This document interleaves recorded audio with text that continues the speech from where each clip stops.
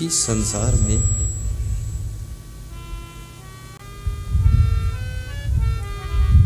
मनुष्य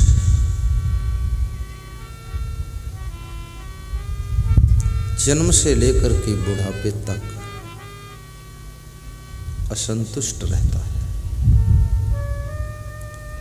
उसका मन संतुष्ट नहीं होता है।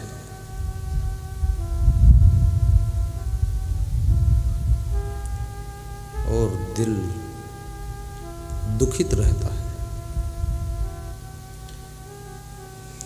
तो कबीर कहते हैं, जिसका मन संतुष्ट नहीं रहता है, जिसका मन सेटिस्फाई नहीं, वह कभी सुखी नहीं होता। संतोष सुख है, ये कबीर वाणी है। रहो तो हृदय जुड़ाई, जुड़ाई माने शीतलता। अगर संतोष में रहो तो आपका हृदय ठंडा हो जाएगा, बड़ी शीतल शांति मिलेगी। संतोष क्या है? जो भी प्राप्त हुआ है, दिन भर मेहनत किया है आपने, शाम को उसमें अपने मन को संतुष्ट कर लीजिए। जो भी तुम्हारे पास गाड़ी है, गाड़ी, लाड़ी, बाड़ी, साड़ी, खुश हो जाओ कि बहुत अच्छा है।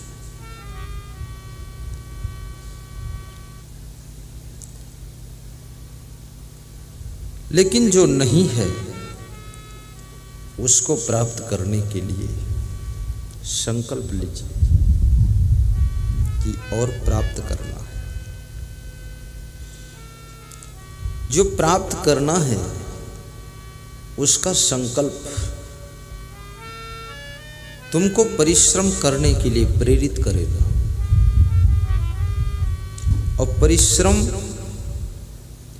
किसी भी मंजिल तक पहुंचने के लिए आपका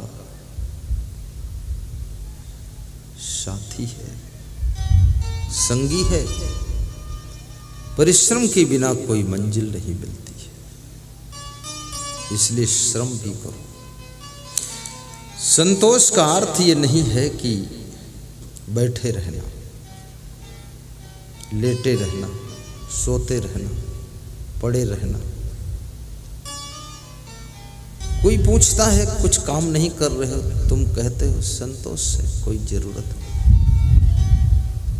ये संतोष नहीं है, ये आलस्य है। आलस्य और संतोष में बहुत बड़ा फर्क है। आलस्य कुछ भी करना नहीं चाहता है, संतोष बहुत कुछ करना चाहता है, लेकिन तृप्त रहना चाहता है, तृप्त रहना चाहता है, संतुष्ट होना चाहता है।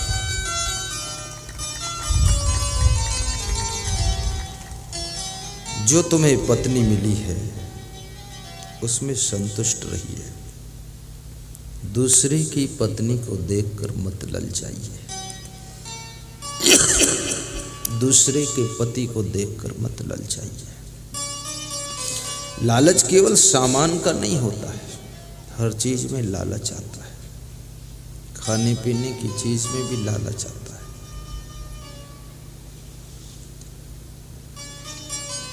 तुम्हारा पति ही तुम्हारे काम आएगा, तुम्हारी पत्नी ही तुम्हारे काम आएगी।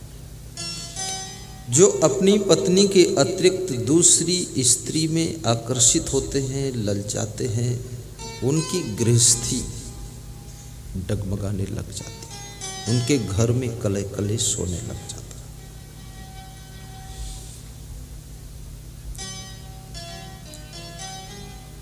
मंगलवार को व्रत रहो, हनुमान जी का स्मरण करो। गुरुवार को व्रत रहो, गुरु का स्मरण करो। इससे ज्यादा व्रत भी मत रहो। फिर प्रेम का व्रत ले लो कि सबसे प्रेम करो। अनुशासन का व्रत ले लो कि अनुशासन में रहूंगा।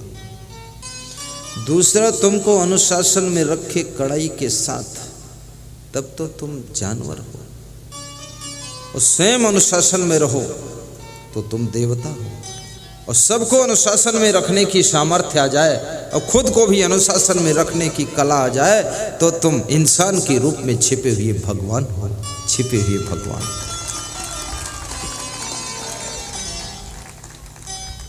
दूसरों को भी अनुशासन में रखना सीखो, डिसिप्लिन, और स्वयं भी डिसिप्लिन रहो। अभी मैंने देखा कि कवित्री लेखिका श्रीमती विजयलक्ष्मी जी, श्रीमती है ना, बहुत डिसिप्लिन महिला है। मैंने कहा थोड़ा सुना तो एक लाइन, तो बस थोड़ा सुनाया। ऐसा नहीं कि माइक मिल गया तो बस महाराज की ऐसी तैसी मैं ही सब सुना दूँ।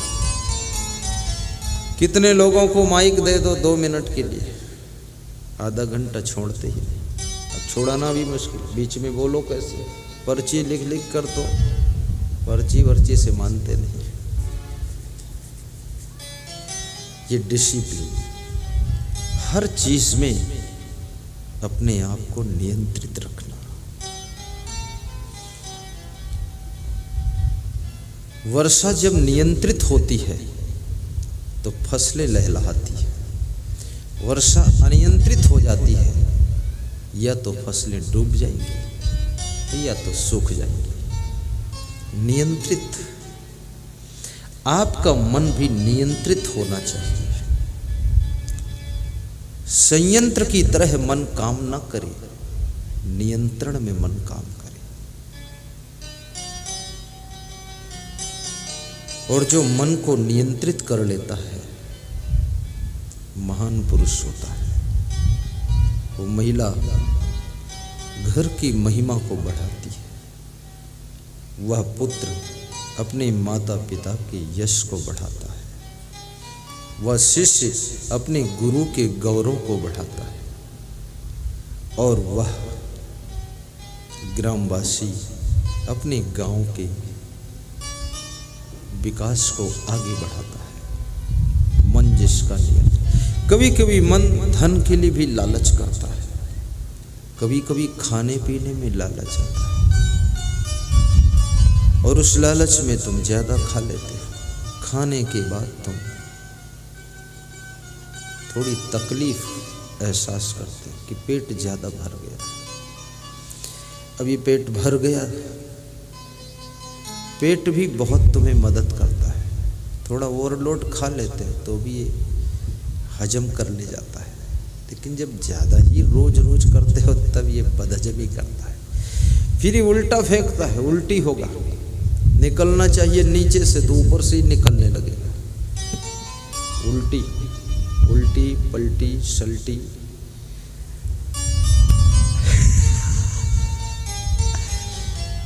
इसलिए ज़्यादा भी मत खाना, प्रेम से खाया करो।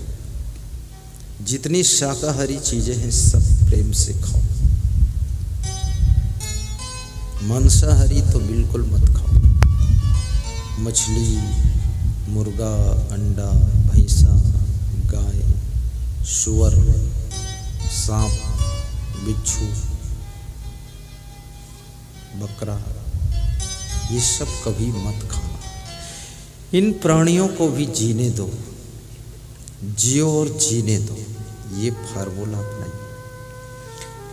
बसो और बसने दो, रहो और रहने दो, सुनो और सुनने दो, खाओ और खाने दो, हंसो और हंसने दो, खुश रहो, खुश रहने दो, किसी को दुख मत दो। तुमको कोई दुख दे तो तुम दुखी मत हो, लेकिन तुम दूसरों को दुख मत दो। कोई दुखी करने की कोशिश करे आपके लिए तो भी दुखी मत हो, हंसते रहो, उसकी मूर्खता पर हंसो। पूछेगा कभी कभी बहुत खुश रहते हो, बोले मूर्खों की मूर्खता पर खुश रहता हूँ, हा हा हो हा।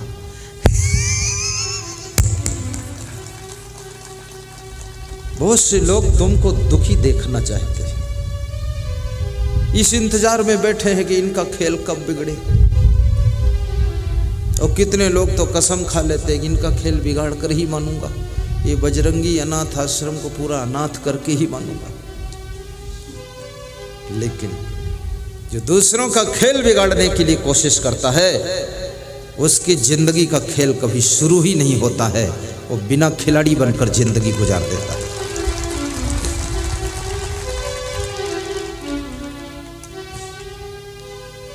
ईश्वर से एक साधु मुझे मिला तो बोला कि कुछ साधु ऐसे हैं जो इस इंतजार में हैं कि असंग साहेब का प्रभाव कैसे कम होगा, कब कम होगा, उनका इंतजार कर रहे हैं बेचारे। हमने कहा ये मर जाएंगे तो भी कम नहीं होगा।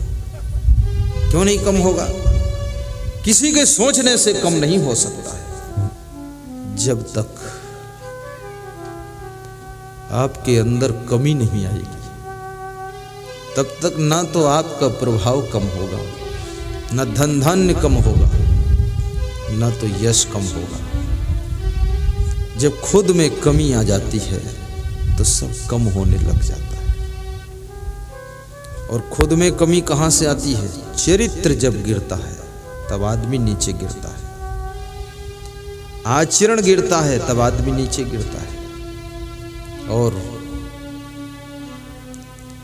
स्वभाव बिगड़ता है तब आदमी नीचे गिर जाता है। स्वभाव,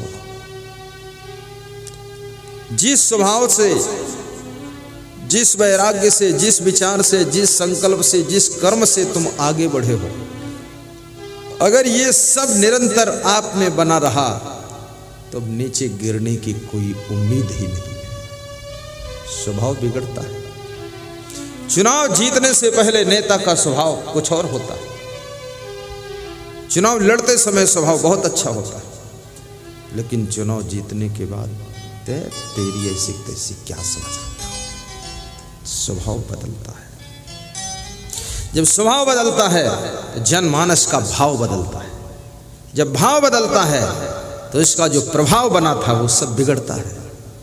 इसलिए मैं नेताओं से भी कहूँगा, साधुओं से भी कहूँगा, भक्तों से भी कहूँगा, जिंदगी में एक रस अगर ऊंचाई पर चढ़ना है तो दुनिया बदल जाए, मौसम बदल जाए, सृष्टि बदल जाए, तुम अपने वो सुंदर स्वभाव को बदलने मत देना। अपने पवित्र आचरण को चेंज मत होने देना। अगर आचरण आपका टाप का सदैव बना रहेगा तो आपका ब्रेक कोई लगाने वाला ही नहीं।